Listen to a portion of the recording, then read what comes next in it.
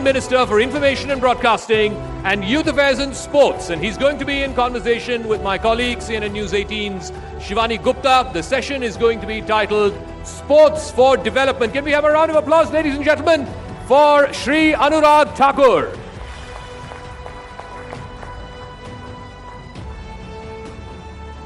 Shivani, the stage is yours. Zaka, thank you so much.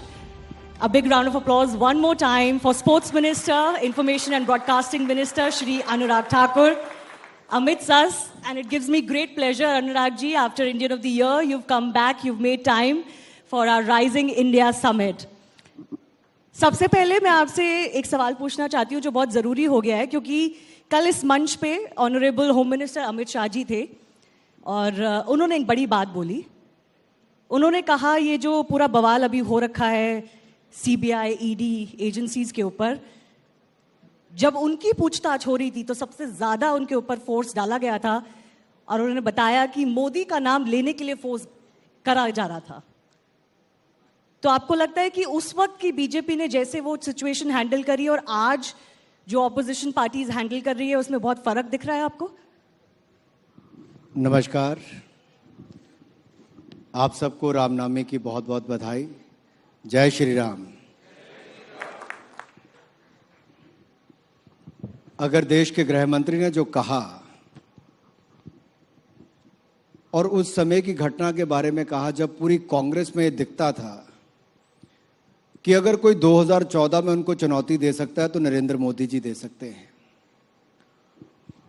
और कितनी खतरनाक planning Congress ने की होगी कि ही उनकी ही सरकार के गृह मंत्री से उनके ही खिलाफ विद्रोह करवाने की सोच रखी होगी.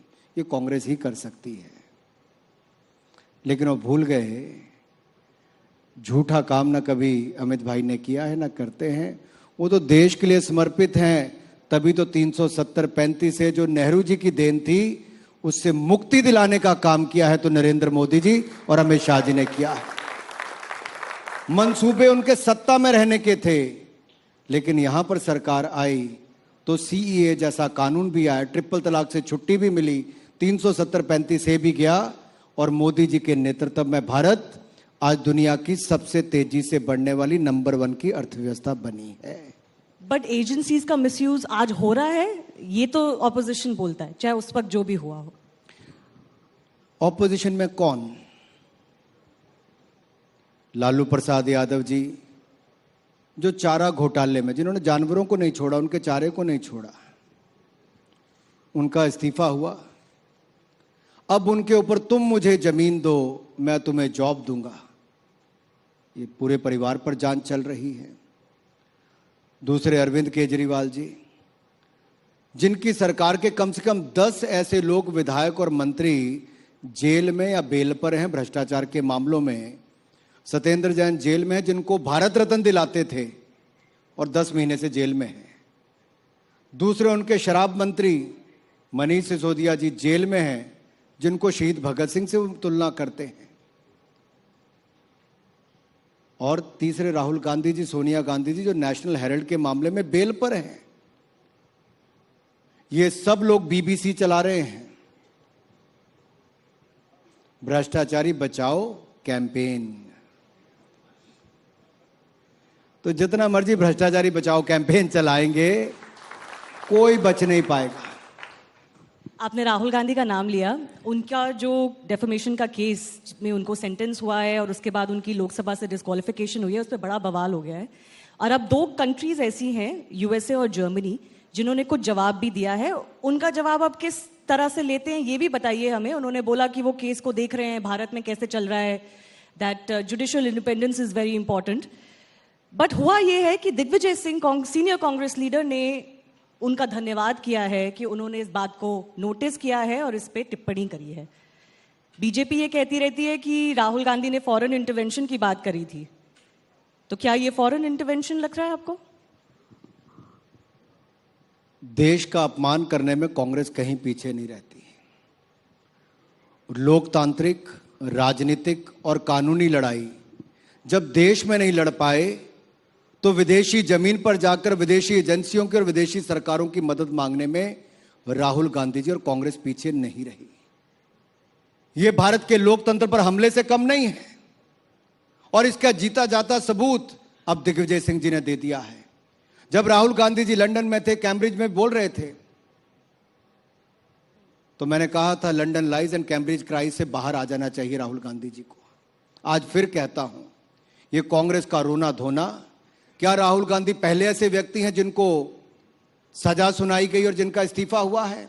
मैं आज ये केवल कागज इसलिए लेकर आया हूं सारे के सारे, ये 2013 से लेकर आज तक जिन 13-14 लोगों को भ्रष्टाचार के मामले में सजा हुई और उनको अपनी विधानसभा से और लोकसभा और राज्यसभा की सदस्यता से इस्तीफा देना पड़ा, उन सबके चिट्ठे यहां पे श्रीमान राहुल गांधी जी से लेकर लालू प्रसाद यादव जी तक हैं। क्या राहुल गांधी जी तब रोए थे जब लालू प्रसाद यादव को जेल हुई थी? उन्होंने क्या तो तब ऑर्डिनेंस हुए थे फाड़ा जब था। तब जयललिता जी को मुख्यमंत्री रहते इस्तीफा देना पड़ा था? जब जगजीत शर्मा से लेकर बाकी सांसदों को इस्तीफा देना पड़ा? क्या राहुल गांधी के लिए देश में नया कानून बने? क्या एक व्यक्ति देश और संसद से बड़ा हो गया, देश से बड़ा हो गया है? उनका अहंकार उनको आज यहां तक लेकर आया है। कांग्रेस में अब लोग ये कहने लगे हैं, इनफैक्ट कुछ एमिनेंट पर्सनालिटीज ने भी बोला है कि ये कानून वाकई में बहुत ज्यादा सीरियस है और ऐसे डिस्क्वालिफिकेशन नहीं होनी चाहिए 2 साल की सजा होने पर, और वो भी डेफेमेशन जैसे केस पे। तो एक्चुअली इस कानून पर विचार करने की जरूरत है। अरे भाई, जब इनकी सरकार के समय सुप्रीम कोर्ट ने लिली थॉमस केस में जजमेंट दी थी, तब राहुल गांधी जी की सरकार उस समय ऑर्डिनेंस ला रही थी। ये श्रीमान राहुल गांधी जी ने हाई मॉरल ग्राउंड लेते उसके ऑर्डिनेंस को फाड़ा था। आज जेल में है, आज जेल सजा हुई है इनको 2 साल की। ये अनुराग ठाकुर ने या किसी मोदी सरकार ने कानून नहीं बनाया है, ये सुप्रीम कोर्ट की जजमेंट 2013 की है। राहुल गांधी जी ने कोई पहली बार माफी नहीं मांगी, 2018 में भी माफी मांगी थी। जो कहते ना कि गांधी माफी नहीं मांगता, अरे वीर सावरकर जी का अपमान कर दिया आपने। राहुल कभी सावरकर हो भी नहीं सकता, क्योंकि सावरकर जी ने देश के लिए जेल भुगती थी। आपका जो पृष्ठभूमि है वो दिखाता है। आप तो नाभा जेल में जब नेहरू जी को डाला गया तो लिखित में माफी मांग कर आए थे। राहुल जी जरा पीछे पढ़ के देख लेना क्या हुआ था। सावरकर जी ने देश के लिए काल कोठरी में रहे, वापस आकर स्वतंत्रता सेनानियों के बाकियों के साथ जोड़कर देश को उस ओर लेकर गए। मेरा सवाल केवल इतना है, अगर आपने 2018 में माफी मांगी थी तो 2019 में आपके खिलाफ 7 मुकदमे और चल रहे हैं जिसमें आप बेल पर हो। मैं आप सबको चैनल के माध्यम से बताना चाहता हूं, एक मामले में नहीं, राहुल गांधी जी 7 मामलों में बेल पर हैं। नेशनल हेराल्ड के भ्रष्टाचार के मामले में बेल पर है और ऐसे 6 और अवमानना के मुकदमे उनके ऊपर हैं जिनके ऊपर वो बेल पर हैं। दूसरी बात, अगर एनसीपी के सांसद लक्षद्वीप के जिनको 10 साल की सजा हुई, वो सुप्रीम कोर्ट तक गए, उनकी सजा पर रोक लग गई, अब उनको वापस सांसद बनाने का बोल दिया गया है। राहुल गांधी जी क्यों नहीं कोर्ट गए? पहली बात ये, राहुल गांधी जी ने माफी क्यों नहीं मांगी? पिछड़े समाज का अपमान किया, भरी सभा में किया, पूरे पिछड़े समाज को गाली निकाली। लेकिन पिछड़े समाज के आगे राहुल गांधी कैसे झुके? भाई इतने बड़े परिवार से आते हैं, उनका तो अहंकार इतना है कि वो पिछड़े समाज से माफी कैसे मांगे? दूसरी बात, वो कोर्ट में वापस जा सकते थे अपील करने। कांग्रेस पार्टी में 6 ऐसे बड़े नेता हैं जिनको राज्यसभा की सदस्यता दी गई और बड़े वकील हैं वो। क्या एक ने भी राहुल गांधी जी को सलाह नहीं दी कि आप जाके कोर्ट में अपील कीजिए, आपके दंड पर रोक लग जाएगी, आप सांसद बने रहेंगे? और इसमें लोकसभा का रोल कहां है शिवानी जी? इसमें तो जैसे ही कोर्ट का आदेश आता है उसी क्षण उसी पल आपकी सदस्यता चली जाती है। केवल लोकसभा सेक्रेटरीट को आपको उसकी पुष्टि करनी होती है जी। तो एक भ्रम फैलाया जा रहा है पूरे देश भर में कि राहुल गांधी के खिलाफ अन्याय।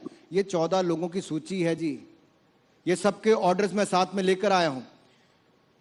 जयललिता जी से लेके लालू जी से लेके राहुल गांधी जी तक सबके ऑर्डर हैं। कानून सबके लिए एक जैसा है, लेकिन गांधी परिवार अपने आप को भारत के कानून से ऊपर समझता है, भारत की संसद से ऊपर समझता है और अपने आप को देश से ऊपर समझता है। कभी जर्मनी के घुटने टेकता है, कभी अमेरिका में घुटने टेकता है, कभी अमेरिका में घुटने टेकता है, कभी इंग्लैंड में घुटने टेकता है।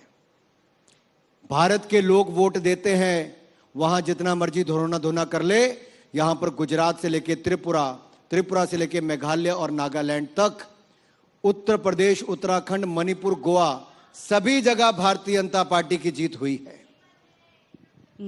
बट आप क्यों मानते हैं कि उन्होंने चैलेंज नहीं किया? आपने कहा था कहीं पे कि कोई कंस्पिरेसी चल रही है क्या कांग्रेस के अंदर, कि वो राहुल गांधी को हटाना चाह रहे हैं? ना आज तक प्रियंका जी ने इसका जवाब दिया, ना कांग्रेस के किसी और नेता ने।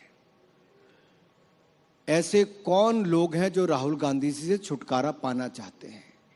ये सोची समझी साजिश किसने रची? नहीं, आप किस बेसिस पे कह रहे हैं कि ये साजिश है? क्योंकि हो सकता है ये उनकी स्ट्रैटेजी हो, वो सिंपैथी गार्नर करना चाह रहे हैं, लोगों को मोबिलाइज करना चाह रहे हैं। सड़क पे कहीं पे 4 लोग, कहीं पे 6 लोग, कहीं पे 12 लोग, कहीं पे 18 लोग, और कहीं तो राजस्थान में एक मंत्री ने यहां तक कह दिया अगर राहुल गांधी की सपोर्ट में नहीं आओगे तो पार्टी से निकाल दिए जाओगे। यानी कि आने वाले तैयार नहीं हो पा रहे लोग, भटकते फिर रहे कि कोई सपोर्ट में आ जाए। तो आपको लगता है इससे कोई फायदा नहीं होगा कांग्रेस को? अरे किस बात का फायदा को? पूरे पिछड़े समाज का अपमान करने वाले को क्या लगता है पिछड़ा समाज सपोर्ट करेगा? क्या बाकी लोग जिनके लिए भारत का कानून एक जैसा है, वो किसी और दूसरे व्यक्ति को सोचें जो देश के कानून से, उसको सपोर्ट करेंगे? जो भ्रष्टाचार के मामले में बेल पर है, क्या उसको सपोर्ट करेंगे? योगदान क्या है उनका देश के लिए? क्या योगदान है? आप बार बार ये कह रहे हैं कि वो जो बार बार कहते हैं कि हमारे परिवार ने कुर्बानी दी।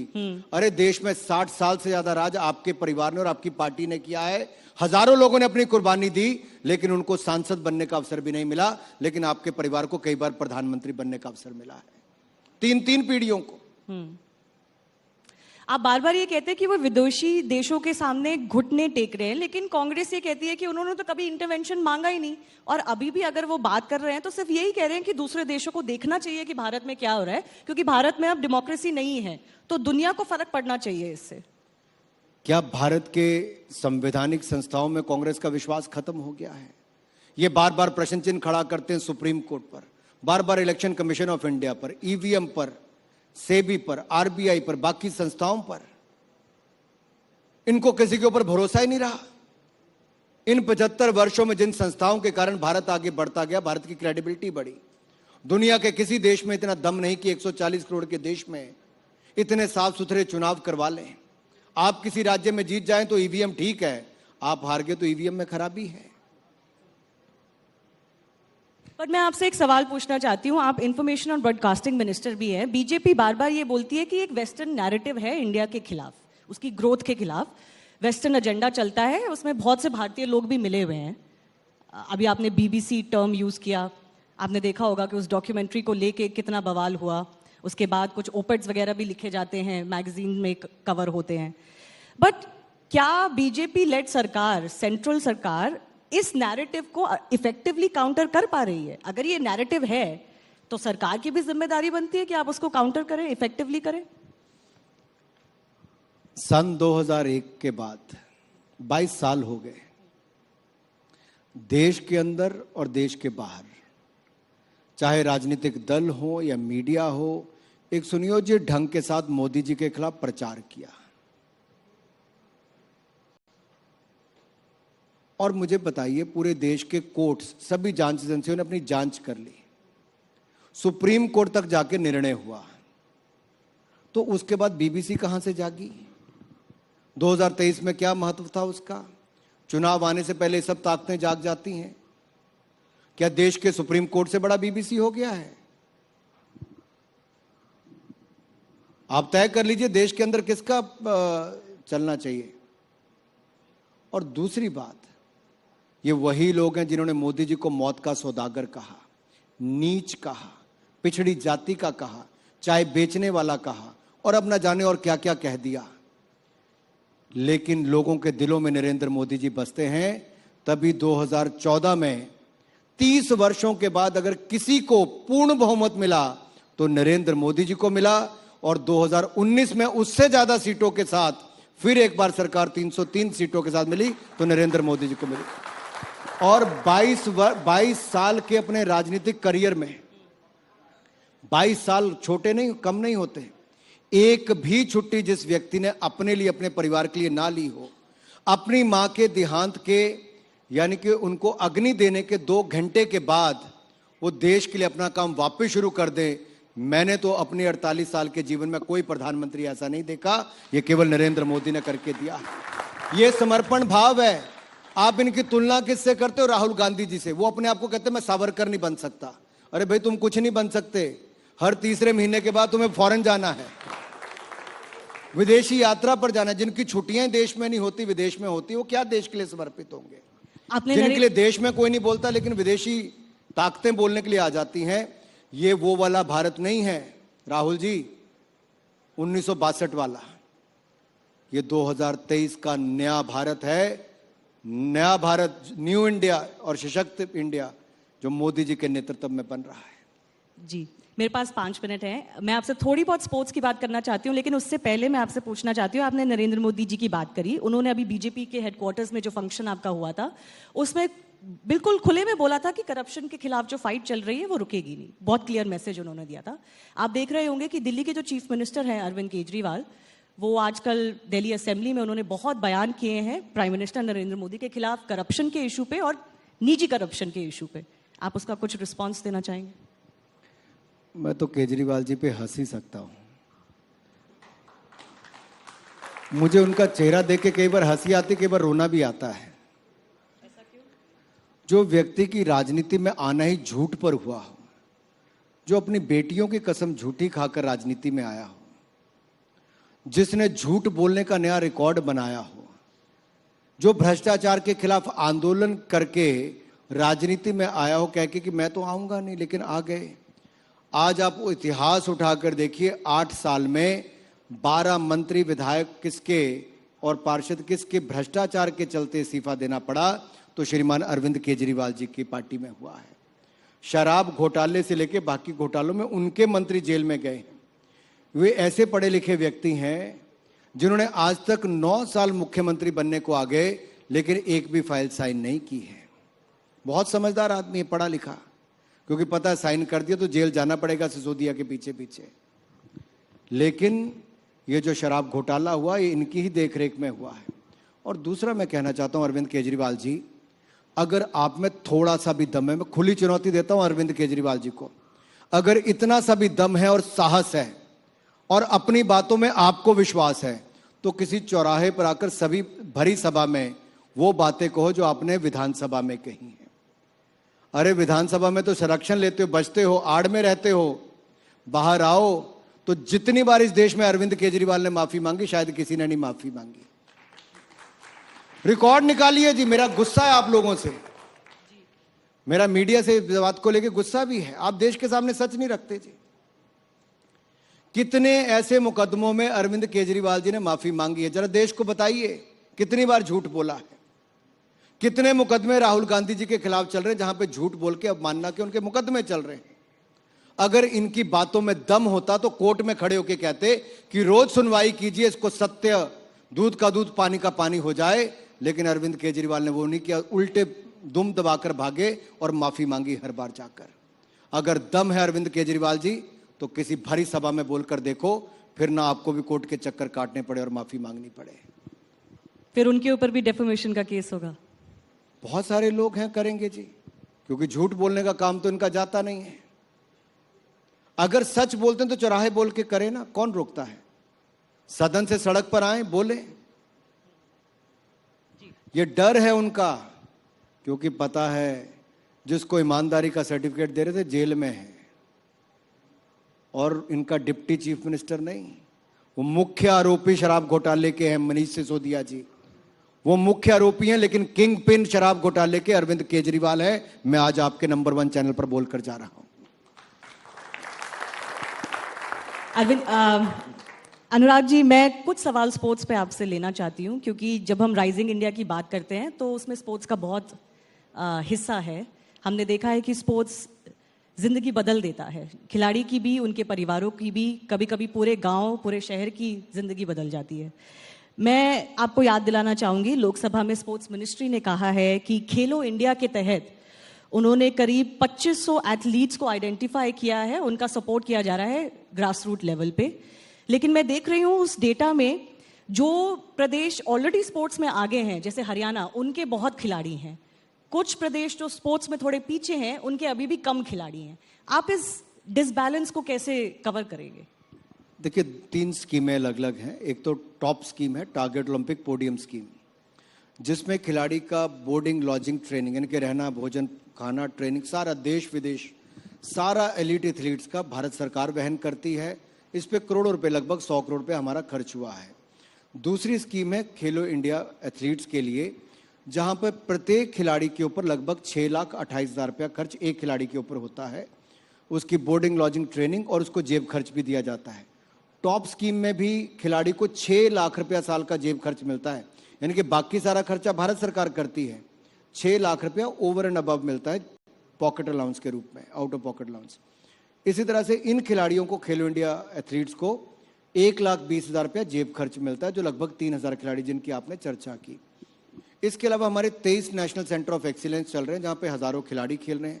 साइड ट्रेनिंग सेंटर चल रहे हैं और हमने 1,000 खेलो इंडिया सेंटर देश भर में खोलने की शुरुआत की। और मुझे कहते हुए प्रसन्नता है, हमने 930 सेंटर सैंक्शन कर दिए हैं और 15 अगस्त 2023 से पहले 1,000 के 1,000 सेंटर्स हम शुरू कर देंगे और देश को समर्पित कर देंगे। अब इसमें कोई भेदभाव नहीं है।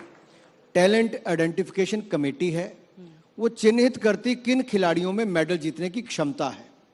हम उनको सिलेक्ट करते हैं। एक कोर है जो एलीट एथलीट आ गया, डेवलपमेंट एथलीट आ गया, इनकी कैटेगरीज है टॉप्स में, और एक खेलो इंडिया एथलीट अलग से हैं। तो ये जो चुने जाते हैं, किसी भी राज्य का हो, हमने इसमें ना जाति देखते हैं, ना धर्म देखते हैं, ना संप्रदाय देखते हैं, ना क्षेत्र देखते हैं। हम खिलाड़ी की केवल प्रतिभा देखते हैं, जो भारत को मेडल जिता सके, उसी को आगे बढ़ने का अवसर मिलता है। जी, thank you for clarifying that. As we wrap up this session on the theme of Rising India and Play to Rise, it is very important to mention that हम होप करते हैं अनुराग जी कि भारत विश्व गुरु बन रहा है, तो स्पोर्ट्स में भी जल्दी विश्व गुरु बनेगा। आपको बहुत बहुत उसके लिए कांग्रेचुलेशंस और ऑल द बेस्ट। मुझे तो लगता है प्रधानमंत्री मोदी जी की सोच है, जिस क्षेत्र में कोई नहीं देखता था, मैं अंत में इतना ही कहूंगा, अगर टॉप टू बॉटम अप्रोच हो तो उसका एक फायदा ये है, खिलाड़ियों को जानना, उनके परिवार से बात करना, उनको सुविधाएं देना, और मात्र 7-8 सालों में 900 करोड़ से बजट बढ़ाकर लगभग 3400 करोड़ रुपया कर देना प्रधानमंत्री मोदी जी ने किया है। मैं इस मंच से उनका आभार प्रकट करता हूं। खिलाड़ियों का मनोबल बढ़ाया, उसका धन्यवाद करता हूं। और भारत के खिलाड़ियों ने लगातार मेडल जिताए और अभी हमारी 4 बेटियों ने IBA women world boxing championship में 4 गोल्ड मेडल जीते हैं। उनको इस मंच से बहुत बहुत बधाई। आप सबका धन्यवाद।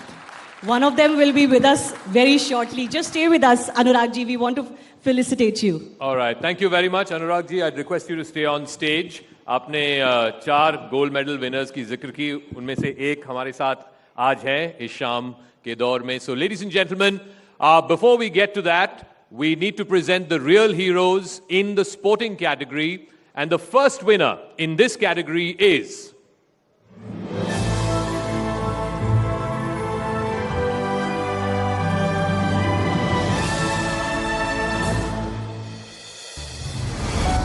Our traditional art forms are in danger of being forgotten in today's fast-paced and technology-driven lifestyles.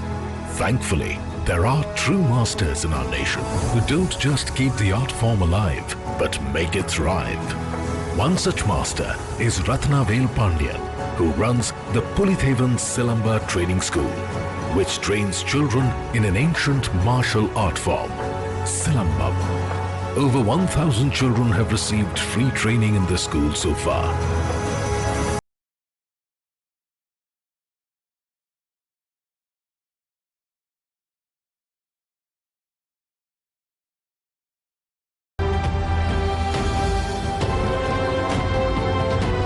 Ladies and gentlemen, please welcome the representatives of Pulithavan Silamba from Tamil Nadu. The school has been imparting the traditional Indian martial art of Silambam or Silambatam free of cost for the last 34 years. Can we have a round of applause for Mr. Ratnavel? and his incredible contribution through the art of Silambatam, which he has been teaching to students for the last 34 years. Ladies and gentlemen, can we have a round of applause? Mr. Ratna.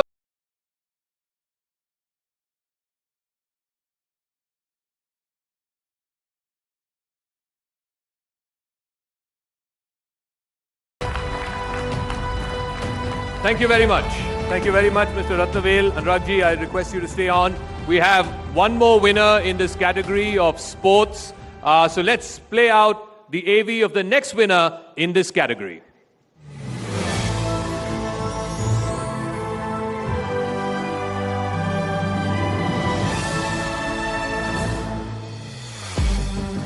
Deprived of a support system and resources, underprivileged children in the slums of India often turn towards antisocial activities.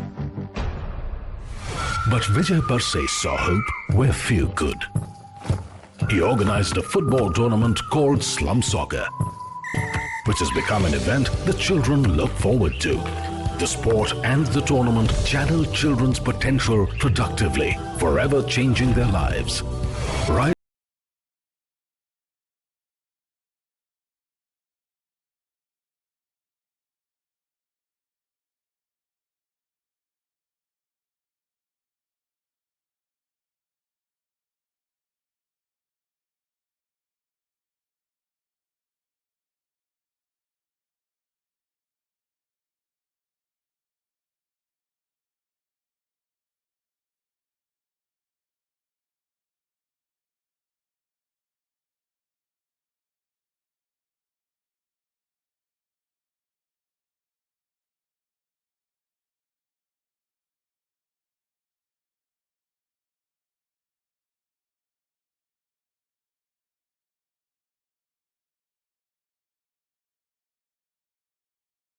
This, I believe, will be the last award for the night, the real hero from the world of art and culture, and the winner is...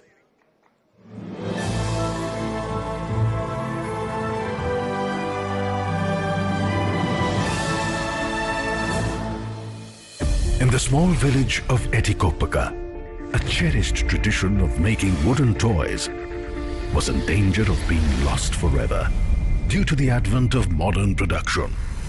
But C.V. Raju refused to let this heritage fade away. He raised the quality of the toys and formed an artisan cooperative to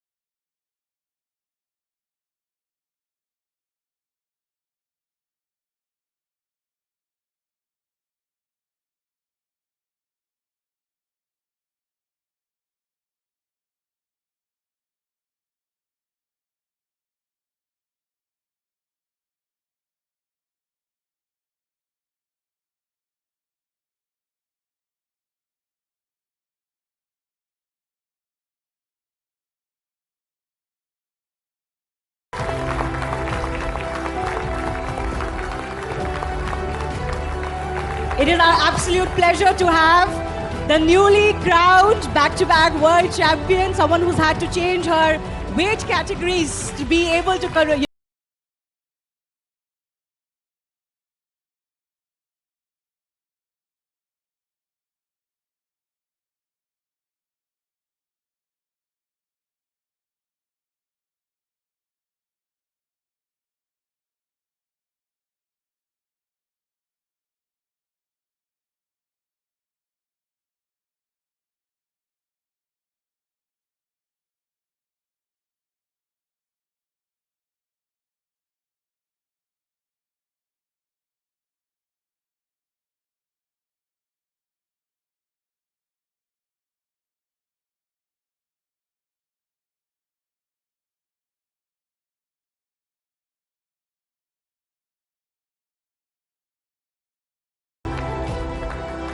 We'll not let the minister go without a photo opportunity with all of our proud women athletes. So let's get a picture of all of these girls and the minister together. Oh, I can.